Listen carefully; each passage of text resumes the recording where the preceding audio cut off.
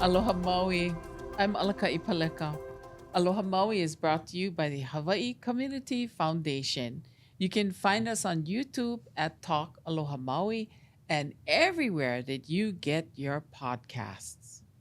We're so fortunate today in that we will be talking with Lahaina folk, Lahaina people that every day move away from the memory of the August 8, 2023 fires, who rebuild, who help others to rebuild and accomplish their dreams. How do we keep Lahaina? Well, I have a couple of Lahaina girls with me in this episode. I have Mikey Burke. Aloha, Mikey. Aloha. So you're born and raised in Lahaina. I am. And you are very community-minded, I've been told. Yes. Before and after the fire. Yes. Right? And you are the co-founder of the Lahaina Community Land Trust. Yeah. And oftentimes you're the Kamehameha graduate in a room of Lahaina Luna graduates. Does that happen a lot? Very often, but I try not to show my blue and white Right. colors. Don't worry, girl. You're in the majority here in this podcast. And then I have Autumn Ness, who is a disaster refugee. Yeah. What is that, girl? I am not a Lahaina of Lahaina, Okay. but I moved to Maui after the Japanese tsunami and earthquake and nuclear meltdown, and that kind of informs my whole reason for being involved in the Lahaina Community Land Trust work after the fire. I was on the radio when that happened. So that's over 10 years. Yeah, it was That in you moved? 2011. Right? And it says that you have a wealth of knowledge, experience, and passion for helping the community that you're in. Yeah, it's true. Right. It's true. This place really took me and my daughter. I came here pregnant after the Fukushima explosion. And this community really, really took care of my daughter and I. So I feel a lot of debt to this place. And Wow. when the fire happened, I could kind of see the future because I had just lived through a mega disaster elsewhere. So I felt really compelled to use that experience to help this community as much as I can. Yeah. So I don't want to bring any trauma to you. And I heard you're a crier really easily. But you lost your home I did. on August 8th, Yes. 2023. How have you survived till today? That's a really good question. Sometimes I ask myself that. Yes. I think I've survived by putting myself in community. Maybe that's a terrible trauma response. No, I don't not think facing so. not facing my own issues. I'm just gonna face community issues. The But- fire didn't happen to just you, it happened to the community. Exactly. And I try to remind people of that because whenever people speak to me, they always, especially if they didn't lose their home, Yes. they always say, "Oh, but it's nothing like you." And I try to remind them that we all lost something that day. We all lost something. Yeah. I lost a house, but we lost an entire town. And so I wish people would wouldn't make that such a small thing when they're speaking to other fire victims. Yes. Yes. We're such a small community that you cannot find somebody in Lahaina that isn't affected by what happened. Even if their house is standing. Because Yes. I was part of the remembrance events. And as you drive into town, you do see a few homes standing. Yeah. But it can't be easy for them either to be surrounded by desolation, Yeah. and thinking, why me? Yeah. Or unplaced guilt. Yes. Right? Why Yes. Why me? Yeah. Why Right. mine? Because how are you and your family moving forward? You married? You have children? Yes. Okay. I have 4 very feral boys that I'm trying to raise. Did you say feral? Well, were you in the Honokahau Valley or something? Where were you? I think they would love that. Right? I think if we left, we live on Komomai Street, and it's a very famous street right now, Yes, it is right? a very famous street. Because it's one of the newer builds, so everything is up to date. But if they had it their way, they probably would stay out north. We're renting a home right now in Napili, and they call themselves Nappy Boys. If you know Napili, right? They call themselves Nappy Boys. They ride their bikes till the sun goes down. I've had people tell me that they've seen them down at Napili Bay when they were supposed to be at Napili Park. And so, Are they like close they're very in age, feral. your pack? Yes. Your pack of feral boys? Yeah. Like maybe 1 or 2 years apart? So I have twins. So Babes. my oldest is 14, my twins are 9, and my youngest is 7. Oh, that's a great group. Yeah, if you're not raising them. So, do they inspire you to make Lahaina, the Lahaina of 2024, the Lahaina that you grew up in? Are you inspired by keeping them? You know, you got to know your neighbors. Yes. You got to be courteous to all kupuna, not them, no? Yeah. So my mantra through this whole thing, and, people ask me why did I get involved? And my go-to is that Lahaina is the village that raised me. And I want to make sure that I do everything I can to make that village the right village that's raising my children and my grandchildren. So absolutely, this is for them. Do I want the Lahaina that I grew up in? No, I want an even better one. To be honest, the Lahaina that I grew up in was very commercialized, very sensationalized. Yeah. And You're talking about Halloween in the heyday, girl. Yes. Where you have strewn bodies all over. Yeah. Just waking up with tire marks on their forehead. It was a great time, though. But typical Hawaiian style, right? You leave a place better than you found it. Right. So I want to make sure that the Lahaina that we give our children is better than the one that we lost on August 8th.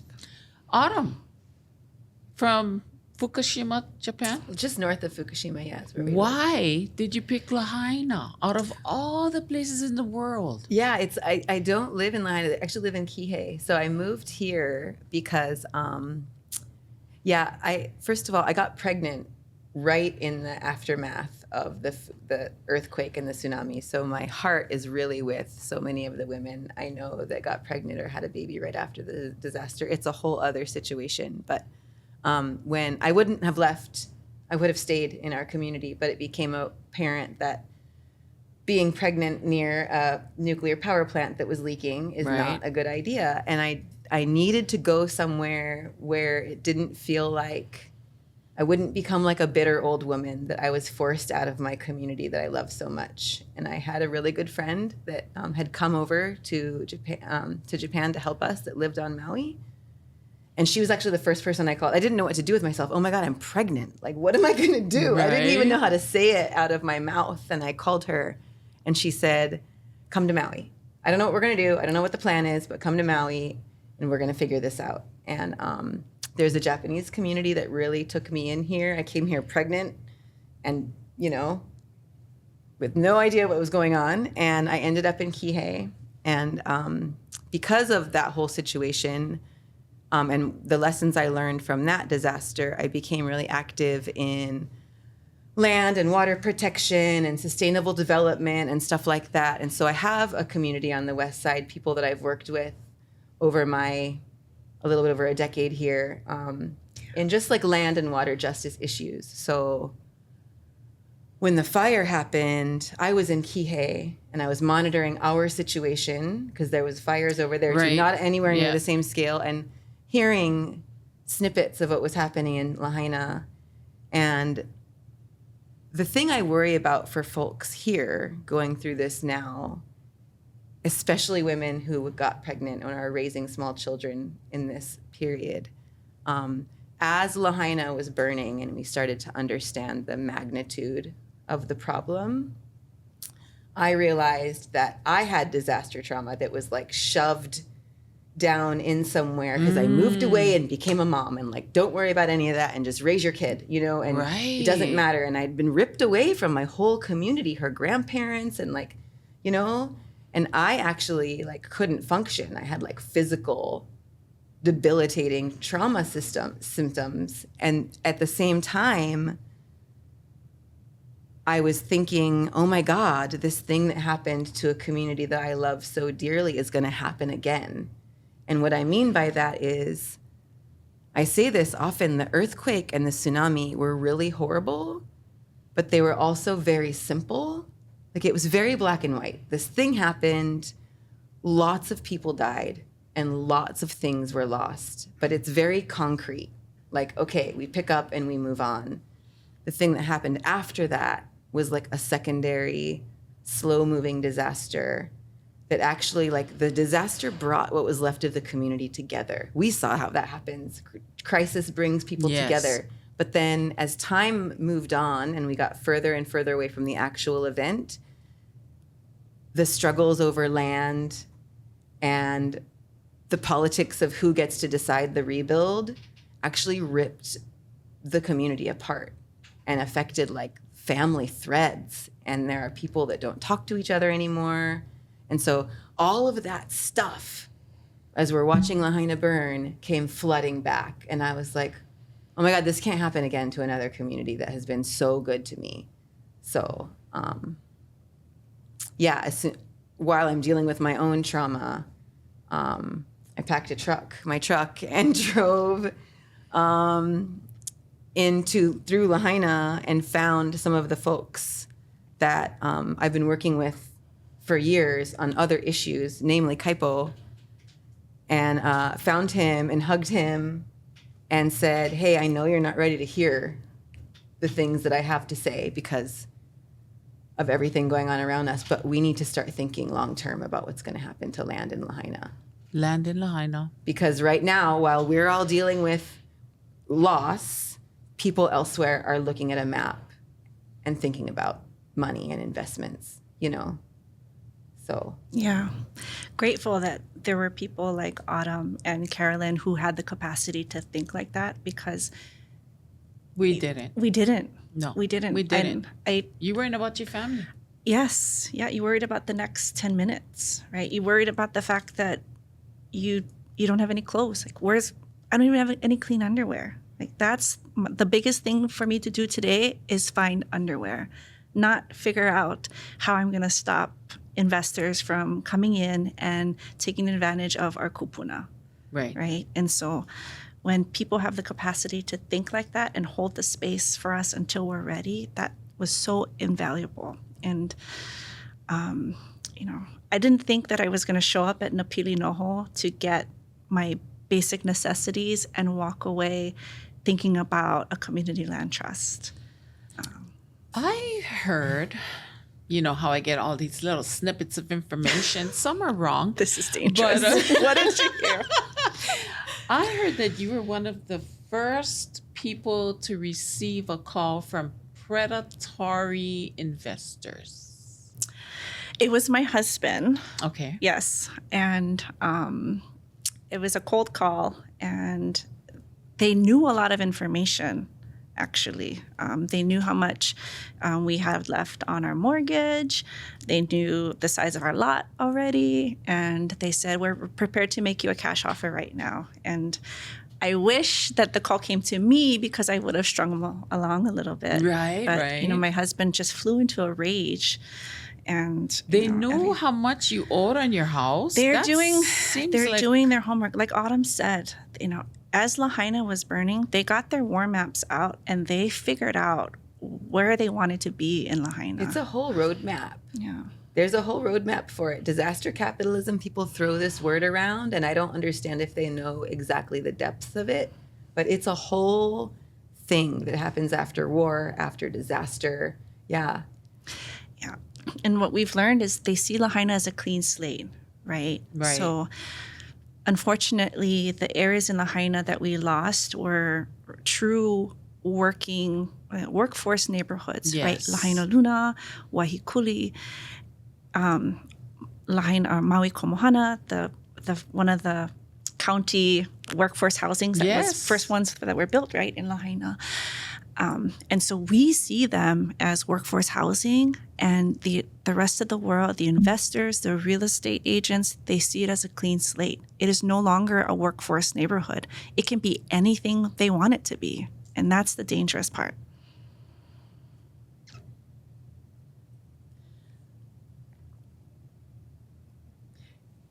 Wow. Yeah. I don't know if I'm mad or sad. And I want to just expand on what that means. Please. Because, for example, the people that are of this place, generations, the Hawaiian people, they understand resource management, for example. They understand the history. They understand where the water flows and where the wind blows and where the fish are, Yeah. And what happens when those people are replaced, moved out, and replaced with wealthy people just here that look at this place as a playground? There's no one left to care for those resources.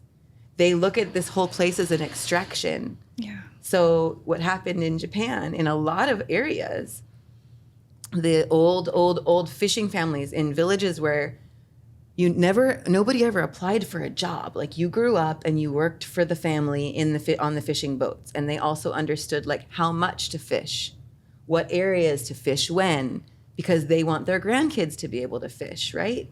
Well, when the infrastructure was disappeared and people couldn't figure out if they could rebuild and all that stuff, people started selling. And you know who bought it up? Fishing conglomerates. And they don't care about whether their grandkids can fish or not. They care about making their quarterly sales goals. And then when they're done, they go somewhere else. So it's not just about the people. It's about what happens to the environment when you displace the people that care for that place. It's just like this that I never thought about when the tsunami hit Japan. Right. We didn't have the capacity or the eyes to see that slow-moving disaster. But here, if you think what 10 years down the line is going to look like, So how do we keep Lahaina as we rebuild, ladies and gentlemen? We have the Lahaina Community Land Trust, and they have made their first acquisition from the emotions that are being felt right here, right now. Someone will come and tell me about Lahaina Land Trust because, I'm mad right now.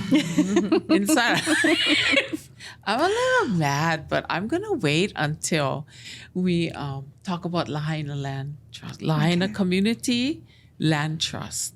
But now we know why. Yeah, and I'm glad you're mad. We should all be mad. We should all be mad. Right. But thank you for giving us the background on why. And we shall return to Aloha Maui, brought to you by Hawaii Community Foundation.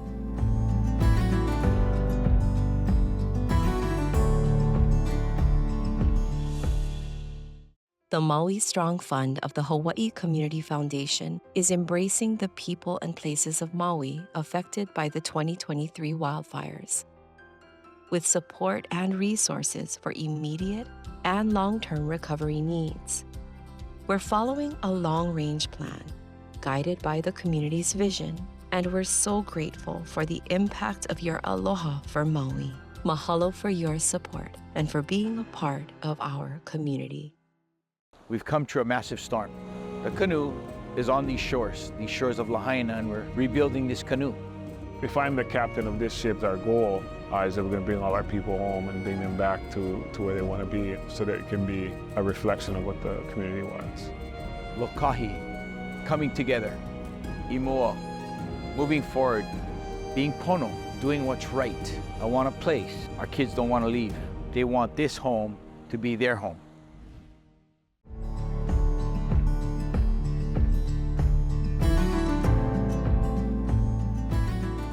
Aloha Maui, brought to you by Hawaii Community Foundation. Mahalo, Mikey, for sharing your story. Fire happens August 8, 2023 in Kula Kihei and Lahaina.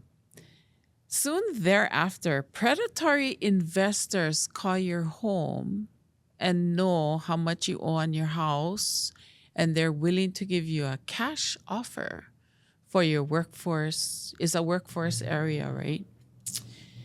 And then we have the Lahaina Community Land Trust. Can you tell me how we got from the predatory phone call to the Lahaina Community Land Trust?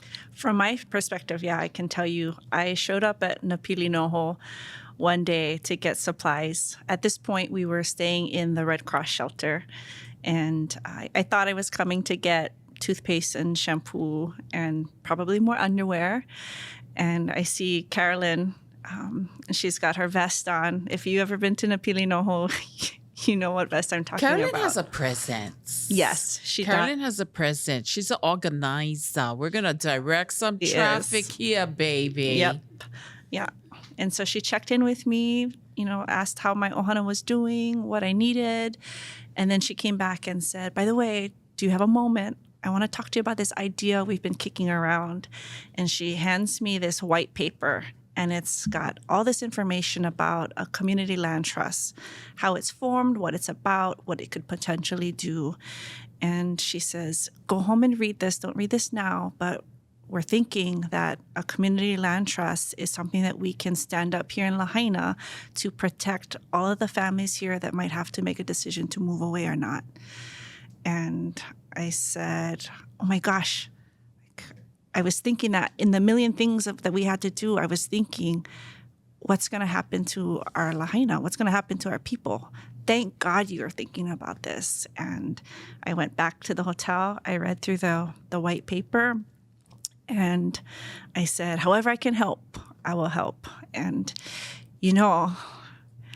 those are famous last words. Right. If you don't really want to help, you don't utter those words. Because it started as, I will share this message to, we need you to be a part of this. And Carolyn has a very good way of telling you what you're going to do. Without ordering you Yes. Yes. And then you think, I'm going to do this. And strongly suggesting. yes. Yeah. Wow. And we have a young man here. His name is Kaipo.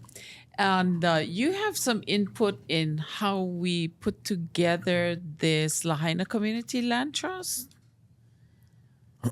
I wouldn't say so much of that, but I would say, I think, instinctively, we knew the people that helped us organize this and bring it together. And when it was just three of us in the very beginning, we knew that we were all very familiar with one thing.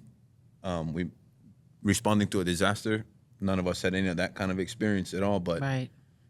Being there for our community, caring for our community, serving our community, that's things that Always. we do. And Always. it's kind of just, that's what we're brought up with. So I think we naturally just gravitated to that concept, and we knew that we found where we could serve and how we could best serve our community and what would be the best efforts that we could make. And we came up with this and we moved forward with that. I see that everybody has their own talents, though. And Carolyn, we're saving you for the end, girl. What is your talent, Kaipo? Tell us. Come on. You know it. Tell it. Because, for us to be an army, everybody got to do one job and do it well. I'm still trying to figure that out. You sure? I'm going to ask Carolyn. Yeah. He's the visionary. He Okay. is. He sees the potential. He knows very well the past, and he sees what can be. And he's very articulate about that. And he loves. He comes from a place of love with all that he does for this community. And I think that's a powerful talent. I think it is. Yeah. Kaipo is an old soul. Yeah. And kolohe soul, but a very old soul. And I can say that because we grew up with each other. We knew each other, yes, right? we knew each other. Mm-hmm. And he spent a lot of his time listening to the stories of the kupuna in Lahaina and making connections with all the old families. And so when you look at somebody like him, his superpower is the fact that he understood the value of mo'oku auhau, of a place, of people, of a community, and he memorized that and took it to heart. And so when Kaipo speaks for Lahaina, he does it because he has the stories of the kupuna behind him. He put in the time and the work to understand his community so that when this day came, he was prepared to be the voice for Lahaina. And he didn't even know it. Yeah. And he didn't even know it. He's very blessed he's had fantastic mentors and people that have taken the time to teach, and he's been a very receptive student. So, we're fortunate that he's like that repository, and it's, in a person who just is very selfless. Aloha. That's very much him. So, Kaipo, now that you know what is your superpower, what do you envision Lahaina to be? Like, I asked her if she wanted Lahaina to stay Lahaina, and Mikey said she wanted a better one. So what do you see in Lahaina's future now that we have all this trauma and we're growing and we're choosing how we build Lahaina? And when I say our Lahaina, I lived there, sometime, but my career grew out of Lahaina. KPOA was in the beautiful downtown Kobatake building. Yes. Between Burger King and Burger Queen. Had Hamburger Mary's on the corner. So I owe a lot. Showing some of the age. Right? Showing the age. I owe a lot to Lahaina because my career has been awesome. What a ride. I mean, I wasn't in the sun, digging ditches. I was like at festivals and ho'olauleas and just being a part of the community. So I am so joyful and thankful to Lahaina for my career.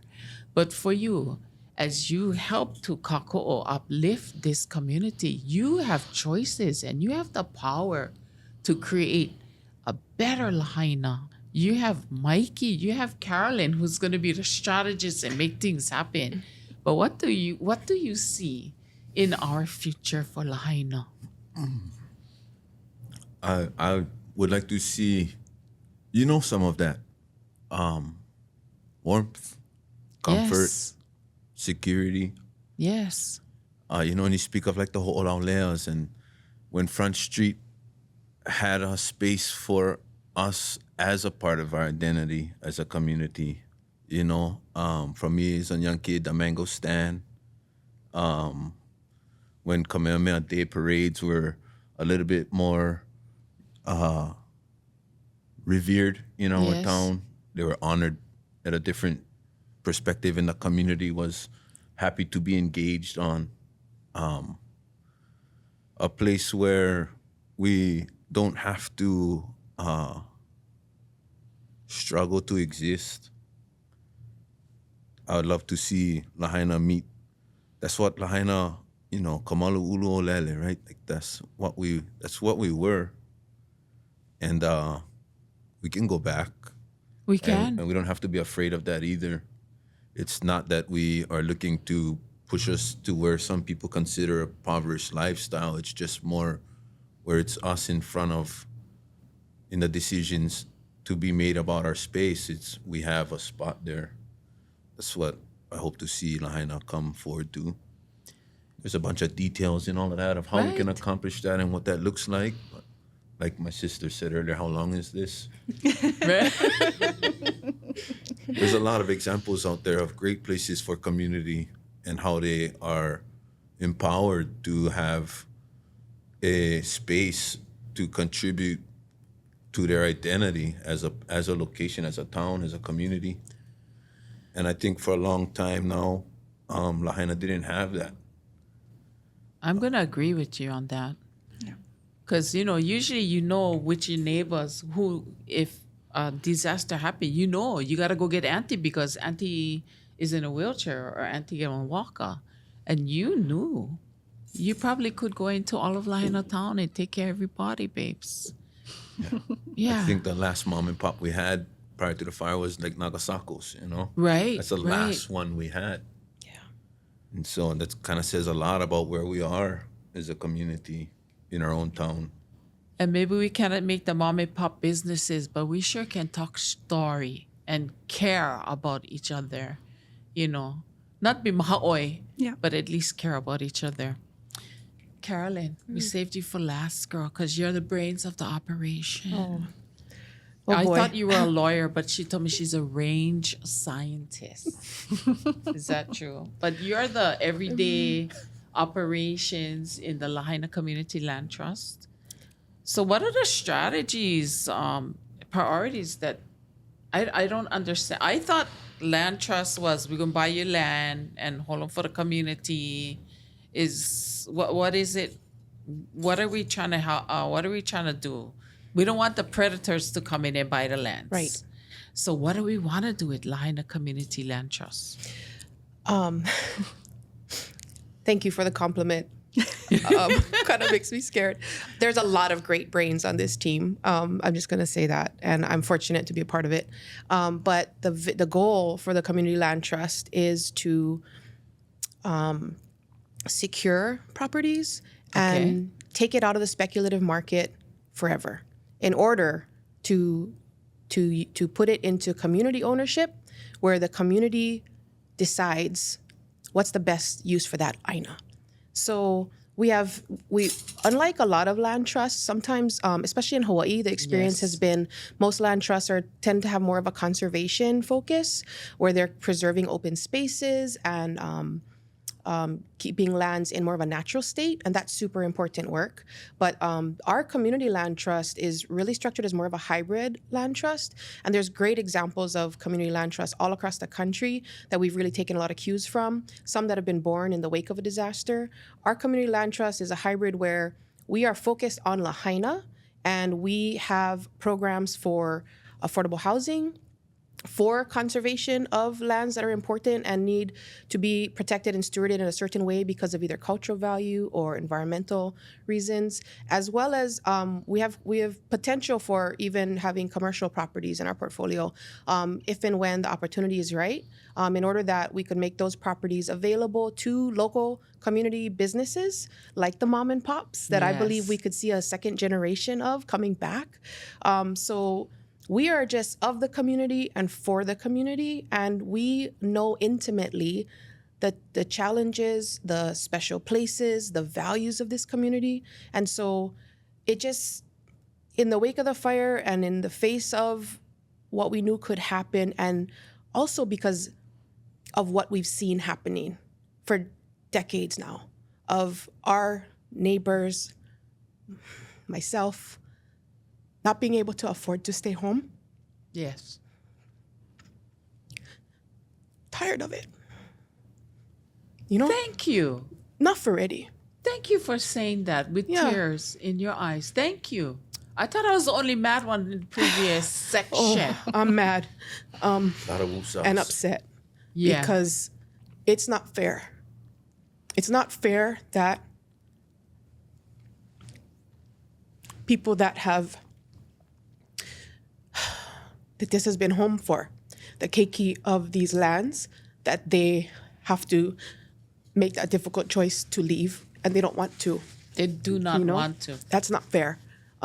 Families that have been a part of this community for generations, from our generational families that go back, even pre-contact, to the families that are part of our community now that came with the era of the plantation.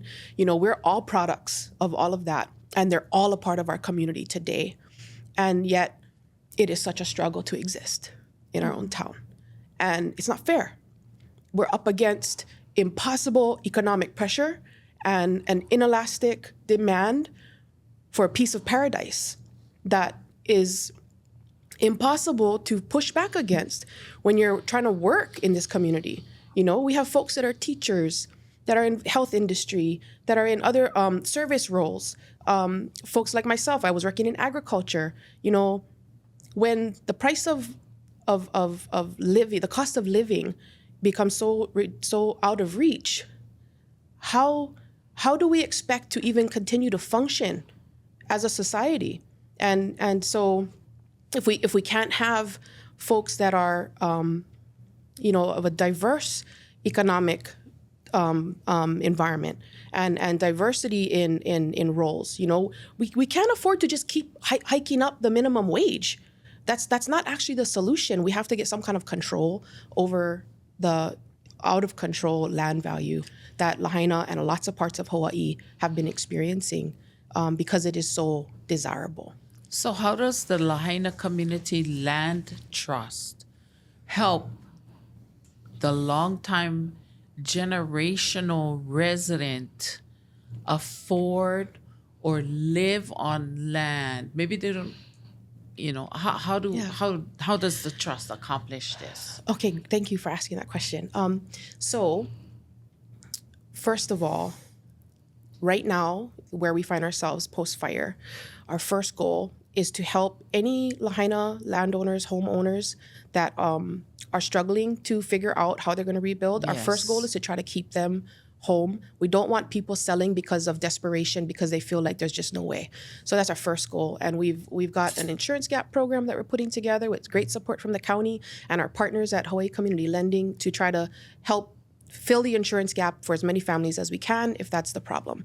Second to that, for folks that maybe they choose to sell because it's too traumatic, or you know, we have some families that bought land, moved here from the mainland, and maybe are feeling like their time here is done and they want to move back, or maybe even some investors that bought a property and maybe it was a short-term rental and it can't be anymore, right? So we're an opportunity, we're an option for folks that decide to sell and want to, that agree that what's been happening in Lahaina is wrong, that the continual inflation of land values, that they want to contribute to keep preserving the character of Lahaina, they can sell to the land trust. We want to purchase property, and the land trust will own the land in perpetuity. We'll build a house on it, and we'll offer that house for sale to longtime Lahaina residents. We're developing a type of lottery system where folks that sign up to that they're eligible and they want to try to acquire a home on land trust land, they can buy the home, but the land stays in the ownership of the trust. So we remove the cost of the land from the equation, and we can make these homes available at an affordable price, and the homeowner still gets to grow some equity, but it'll be a controlled growth. If they ever choose to resell the home, it'll be done with a resale formula that's used again in community land trusts across the country, where affordable housing is a part of their goal. Our whole idea is to make sure that there's home ownership options in Lahaina that are affordable and attainable by the folks that live and work in our community, the folks that make up our community. So that's how that part of our program kind of would work. We also are also working on other creative ideas to help incentivize folks that already own their land, like Mikey, or like my dad. You know, like they don't ever intend to sell, probably, right? She was building a home for her kids and her grandkids, right? So for folks that are in that kind of a position, you know, we're also trying to develop what we're calling our kama'aina easement. And what a kama'aina easement is we'd pay a price to a landowner already to say, will you stand with us and commit your land to always be occupied full-time by a Lahaina community member?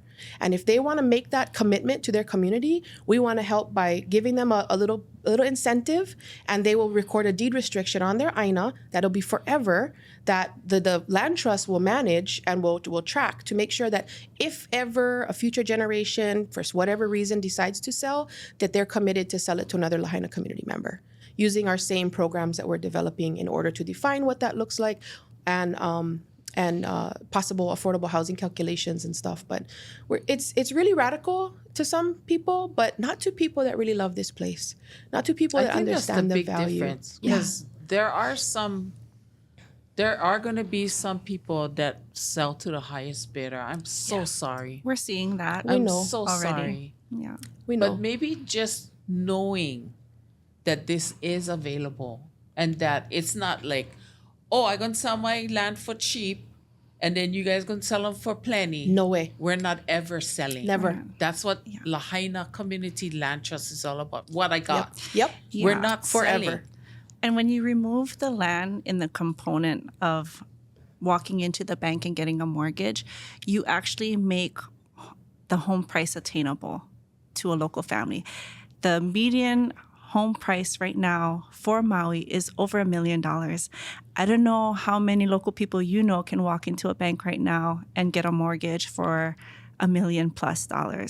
I couldn't, and I have a very good job. My husband has a very good job, and we still would have a hard time getting that mortgage. But when you remove the price of that land because the land trust owns it, now you only have to walk into the bank and qualify for maybe $500,000. And we can do that. Our local people can do that. And so you give them the opportunity to become homeowners because you've removed a large piece of what holds them back, right? Yeah. And a lot of the pushback we get at the land trust is, well, owning aina is what creates generational wealth. And the pushback that we give is, by whose definition? What is generational wealth to you is not generational wealth to me. The vai of our aina here is the fact that we can keep our kids on our aina, right? That would equate to like money. You're just owning this land so you can eventually sell. Correct. It would be that person's real estate idea builds generational wealth because you can sell it off and you can take that money and buy another piece of real estate and hike up the price and sell that off, and that's how you create the wealth for your family. But in Lahaina, what is wealth to us is the fact that we can stay here and we can raise our kids here and we can know the guy at the poke counter. We can know the person who's cutting our hair. We can sit with kupuna. And the vai of that, of owning or having a mortgage on a home that's $500,000 versus $1 million plus, is the fact that now Kaipo doesn't have to work 3 jobs. Kaipo can maybe work 1 job, and now he can go and teach paddling to his children, or start a program to help kids learn about all the limo that used to be in our ocean but is not here anymore. It gives time freedom to our community, right? That's the generational wealth that we're looking at, to have your parents home to be able to raise you because they're not working 4 or 5 jobs just to try to pay the rent or the mortgage on this overpriced home. Yeah. So Lahaina Community Land Trust would obtain land that we would let people build homes on.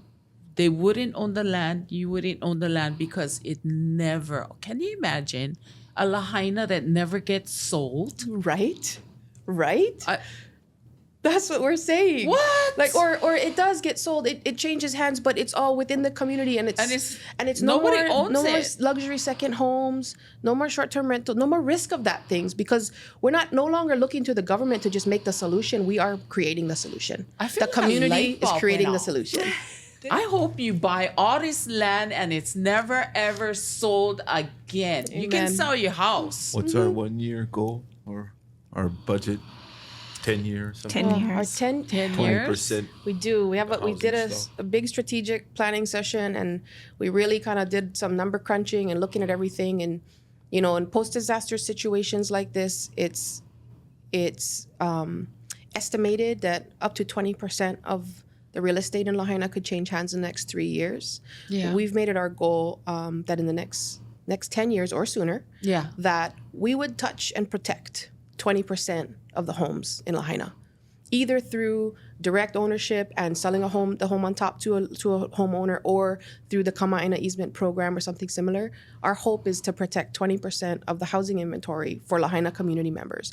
Our goal is to keep those families back in Lahaina. We want Lahaina to be rebuilt and still be home to those same folks. It breaks our heart to hear how many people have left. I left for 27 years.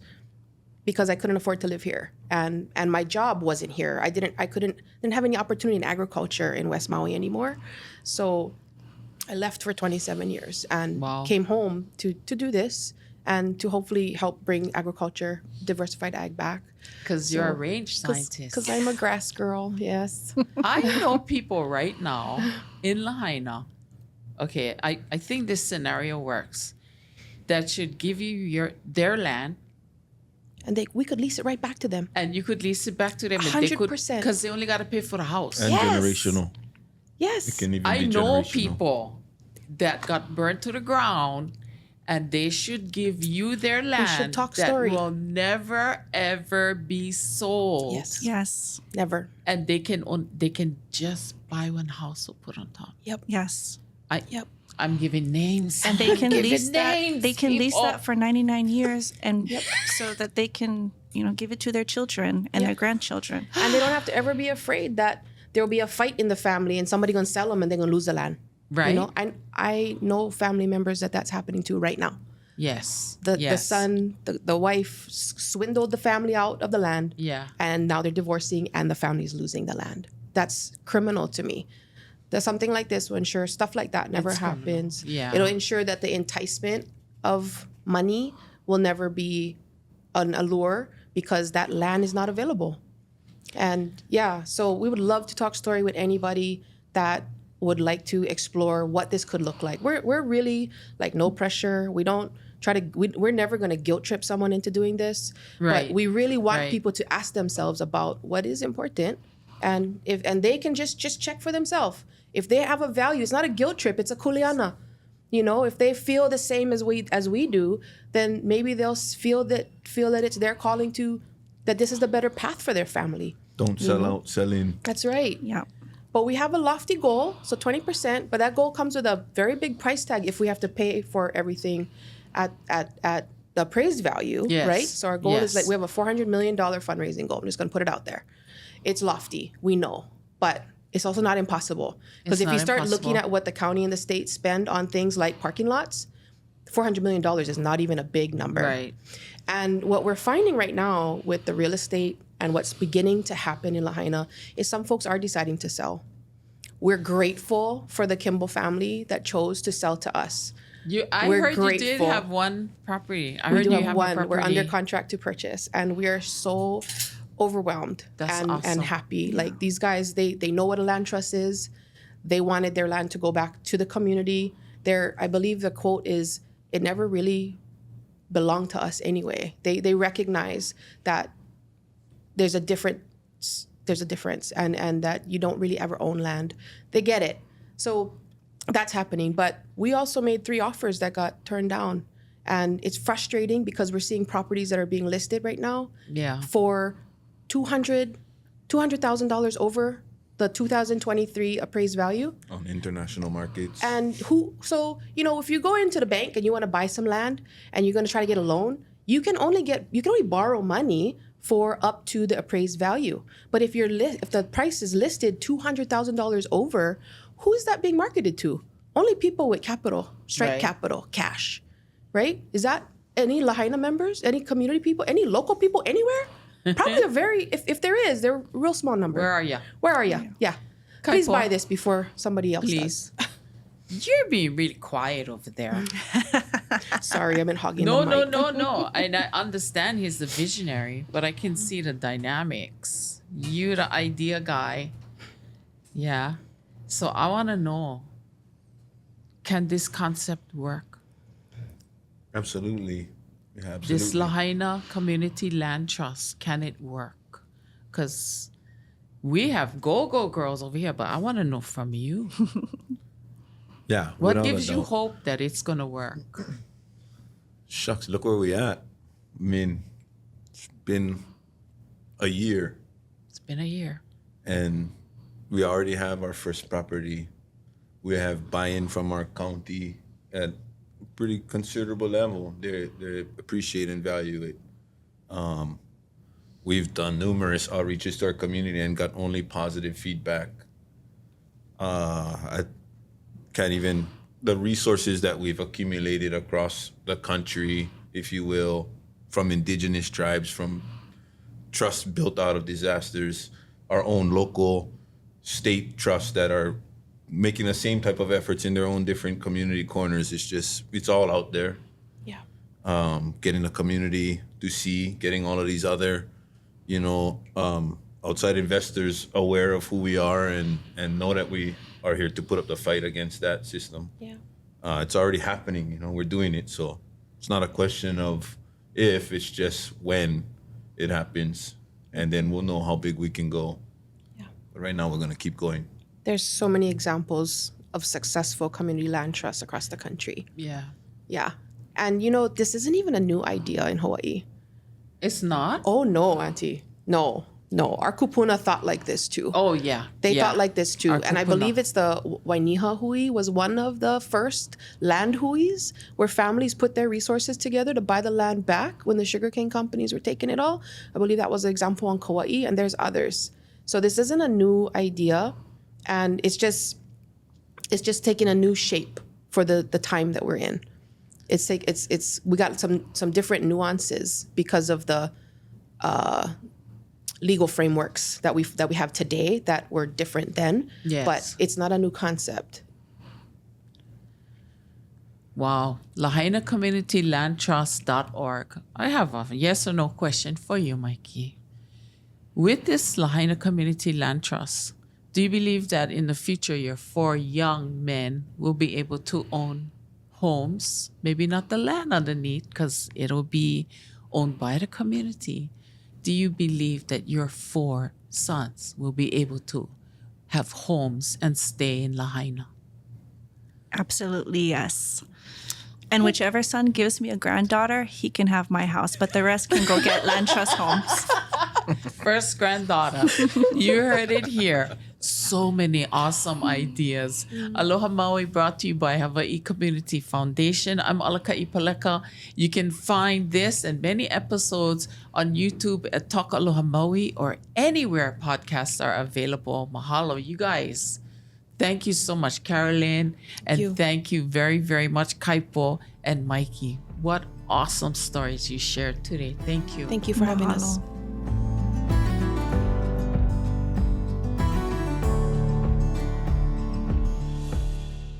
Aloha. Thank you so much for sharing your love, your support, your kindness, your compassion. We felt that strengthened our community in ways that I hope that they know, that they feel is immeasurable. Mahalo, mahalo nui. Mahalo. Thank you. Mahalo, mahalo, mahalo. Thank you for our full aloha around the world. I love working with my hands, so for me to do what I'm doing right now is probably one of the biggest healers I have. We lost our home on August 8th. It's been a roller coaster for the last few months, but we're doing good, and we're really happy that things are moving forward. I may have been the first to start with a new construction. I'm certainly not the last. We're gonna rebuild our neighborhoods, and we're gonna have the ohana that we've always wanted. I couldn't imagine living anywhere else.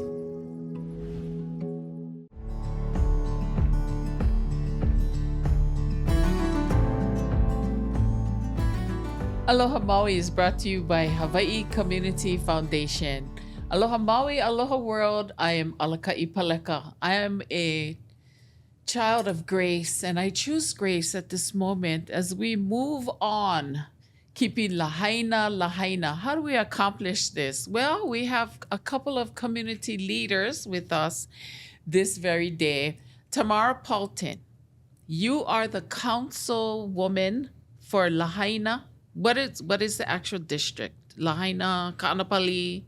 It's basically called West Maui. Yeah. Weren't you a county like lifeguard or in the Parks and Recreation department when you actually ran the first time? Yeah. I was a ocean safety officer for almost 20 years, a lieutenant at DT Fleming's Beach Right? Park. Yeah. And you said, I need to fix my Lahaina. Somewhat, yeah. Somewhat, and you ran. I remember. I was Yeah. still on the radio when you ran. And what committees do you sit on now? All except for the ADEPT committee, and I chair the Disaster Resilience International Affairs and Planning Committee. Was that before the fire or after the fire? It just started at the start of this term, so the beginning of 2023. And I'm the vice chair to Nohe's committee, the Government Relations, Ethics, and Transparency Committee, and she's the vice chair to my committee. Okay, so we have 2 of Maui's leaders.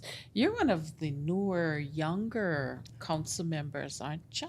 I am. This is my very first term. What a term to be Indeed, and you're You doing know? well. Oh, thank you. It has nothing to do with the fact that she's also a Kuau chick from 96779. That's right. Happen to know that personally. It is a proud moment to have you with us. Thank you, today. Auntie. Thank You're you. very welcome. So, Tamara, can you share with us a little bit about how your kuleana has changed post-fire? Sure. You know, I was at home on the 8th because there wasn't any power, and people started to come into my neighborhood around 4 o'clock and you know, mention that their houses were burnt down and things like that. And so that first night was kind of a sleepless night. People were coming into the neighborhood just saying, oh, Lahaina is gone, everything is gone. A lot of just kind of unconfirmed stuff. People said that Safeway was gone, but it was still there, and things like that, just because people were fleeing for their lives, you know? And then within the next couple of days, my neighbors and I, we just decided we have the park, Napili Park, right above of us, and so that's an obvious place to start up a hub, you know? And so I talked with my one neighbor, Kaipo, Kekona, and he said he had a lot of supplies at his farm, but we weren't sure if we would be able to get there from Napili. It was just off Lahaina Luna Road. And so I said, well, I got my council badge. Let's try, you know? And some family members had escaped out to our house, and they wanted to go back and check what was left of their house. And so they found out that their houses were still standing. And I asked them, like, how did you get through all the blockades? And they're like, oh, the red gate at Hanaka'o is not locked.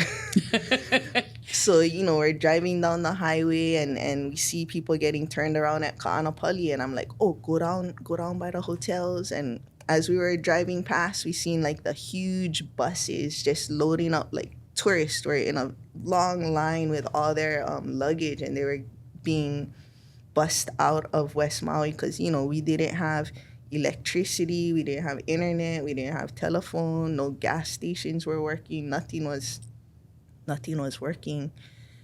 And, you know, a lot of the roads were closed. So we just went driving by like, doo-doo-doo, you know, don't look at us. Because you know where the red gates stay, that's why. Yeah. Other people don't know. Yeah. So we went through, we got to the farm, we loaded up all kind of tents, tables, chairs, and things like that. When we got to Napili, as soon as we set up the first tent, like this big dumpster truck came with like bags and bags of garbage bags. And I'm like, what is this? And I'm like, oh no, not the clothes, you know, because from 2018, the clothes just got kind of out of hand. It was like mountains and mountains of clothes. But, you know, everybody lost everything. So that first truckloads of clothes really did come in clutch for a lot of people. And, you know, there was just so much going on, so much people in our own neighborhood, like stepping up and things like that. And then I was able to make contact with a couple of nonprofit organizations, Red Lightning and All Hands and Hearts. Red Lightning is kind of a gap disaster organization that's actually the CEO lives in Kihei. And they got hundreds of Starlinks. And Right. the CEO kind of let me and my team of people choose where they were going to be installed. So we started going to like the big apartment complexes in Honokauai area and up towards Napili that were still standing, so that people could call friends and family and just let them know that they were okay. You're okay. So for a few days, I was like riding around with them like, oh, go here, because never have GPS or anything, internet. Right. And then there were some rumors and fears of looting, and they happened to be driving a big black Suburban, you know? So we'd pull up to certain locations and people would come out like, who you? What do you want? You know, I'm like, oh, they got internet. Right. You know, they got Sorry. internet. And they're like, oh, how much? And I'm like, no, this is disaster services. It's free. Right. You cannot stream games or anything, but emails, telephone, text can.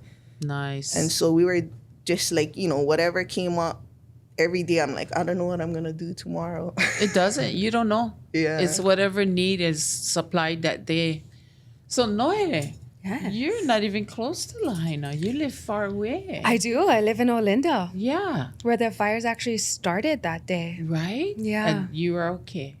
I'm okay. Thankfully, I live lower Olinda, but I did start out my morning by evacuating my house as well. Yes. And going down to Paia and finding a place that was not on fire. So just knowing that feeling of being evacuated, has that inspired what you do today for Maui?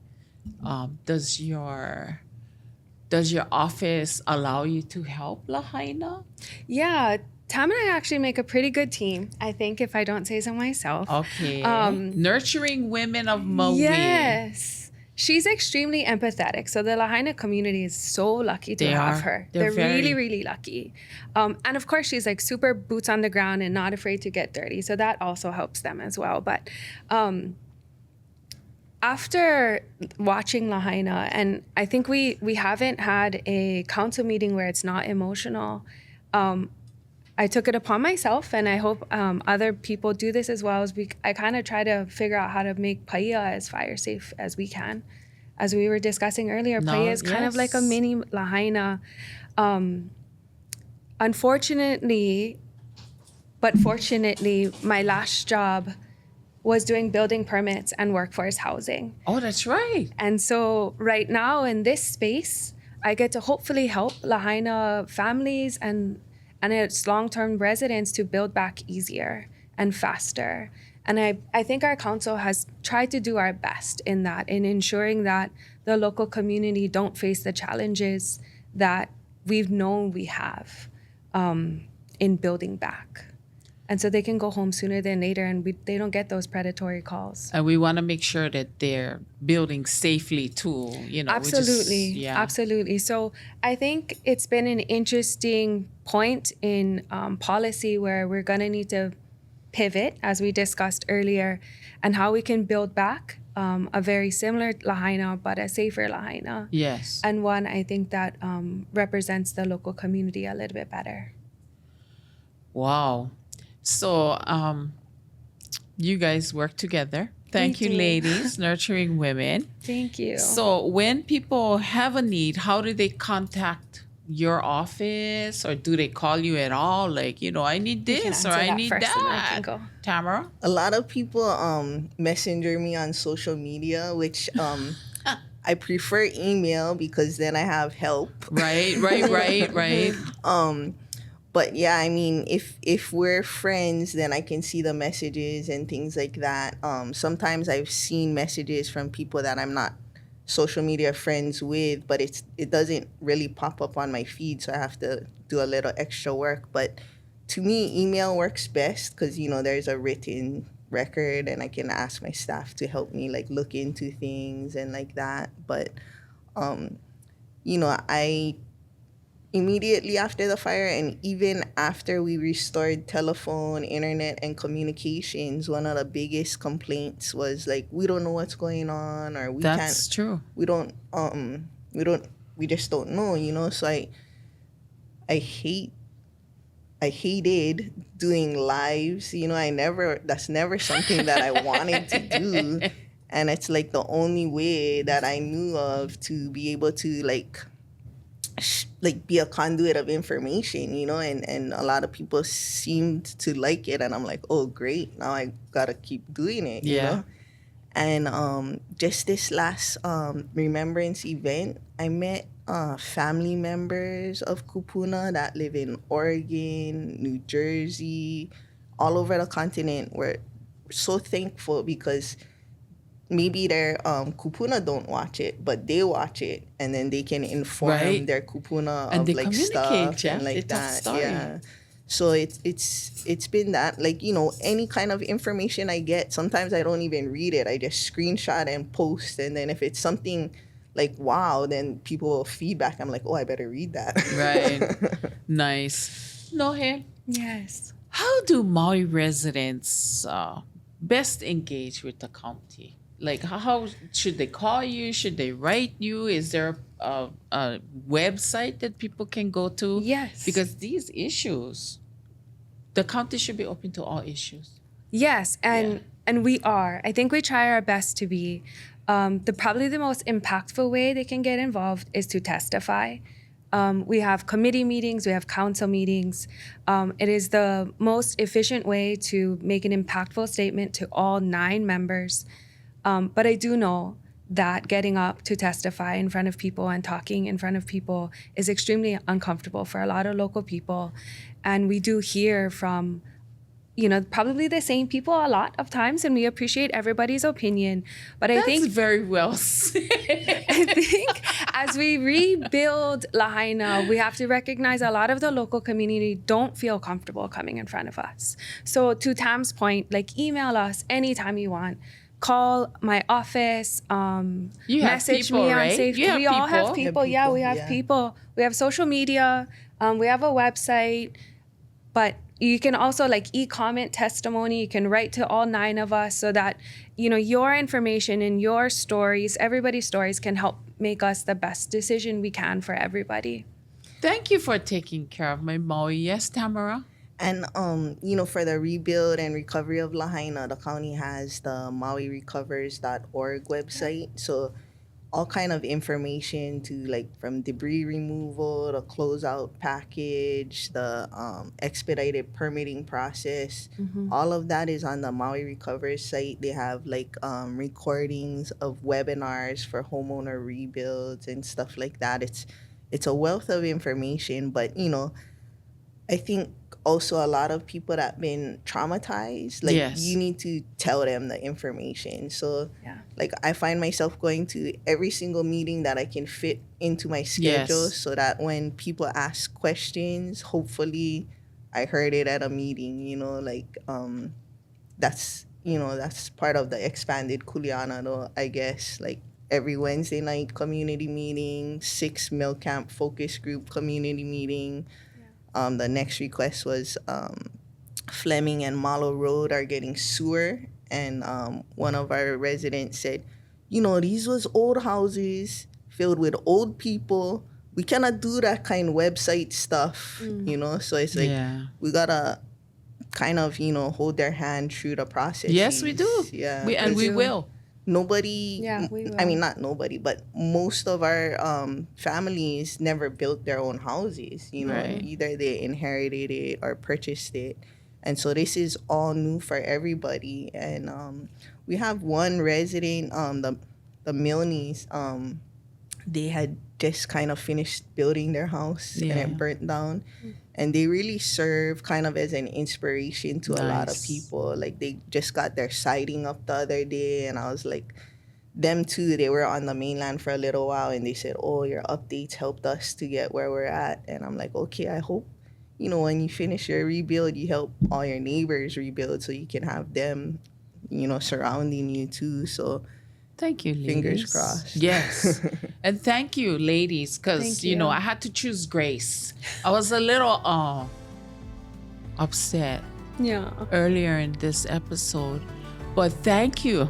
Thank you. There's hope and promise and grace at Aloha Maui, brought to you by Hawaii Community Foundation.